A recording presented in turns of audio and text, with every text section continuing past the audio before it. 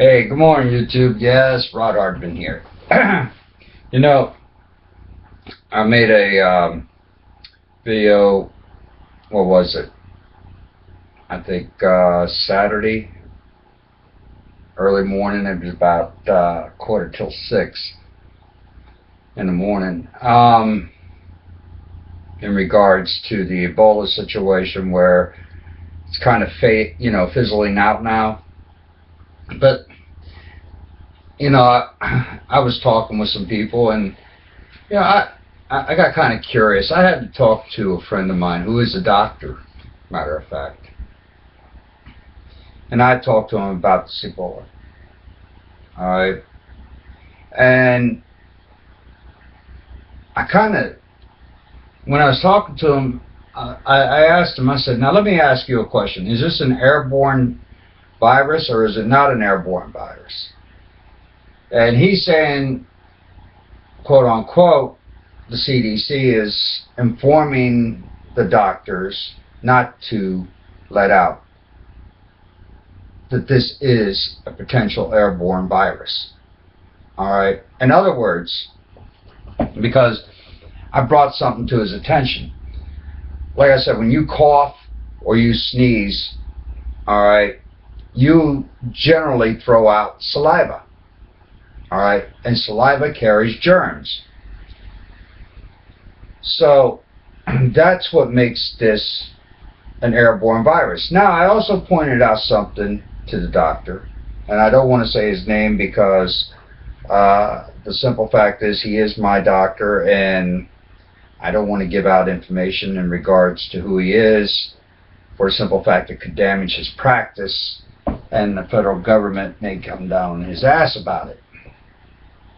But anyway, I said, okay, they say you can only come in contact it by blood or other bodily fluids, which means sweat, or, like I said, saliva, runny nose, which is mucus. So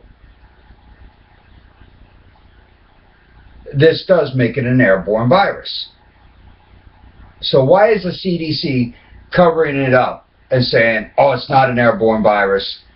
Apparently it can exist outside the body, because when somebody touches a doorknob, what happens? When somebody has a common cold, think of it this way. When somebody has a common cold and you go and you touch a doorknob that they had touched, and you do this, or you do this, or whatever, rub your eyes, what happens? About 7 days you catch a cold, right? Depending on how your immune system is. If it's too low, you may catch it quicker. But, so he says, well, you make pretty good sense with this, and I'd be careful how you talk about it. And I told him, I said, look, people need to know what's going on here. The federal government is covering up too much bullshit, and they're putting people's lives at risk. So, I'm not a doctor. I'm not a microbiologist. But I do remember in biology class that germs can be transmitted by or by you. All right. So imagine a person on an airplane goes and urinates or defecates, all right, in an airplane, and they urinate on the toilet seat. Well, the virus is there, right? They said you can only get it like AIDS. You have to sexually transmit it or by blood or whatever. It's bullshit. It's all bullshit. All right. This disease can be transmitted by large particles of saliva coming out of your mouth or mucus. So you blow into a tissue right there, the Ebola virus has already been spread. So they're playing this shit down like nobody is that bright to figure it out. And like I said, they've quieted it down quite a bit because they don't want a worldwide panic. They don't want you as an American to panic because they're bringing people from foreign countries here into the United States by jet, and yet the only thing they're doing is they're holding a little laser temperature thing to monitor the temperature. All right, that doesn't tell you that they got Ebola.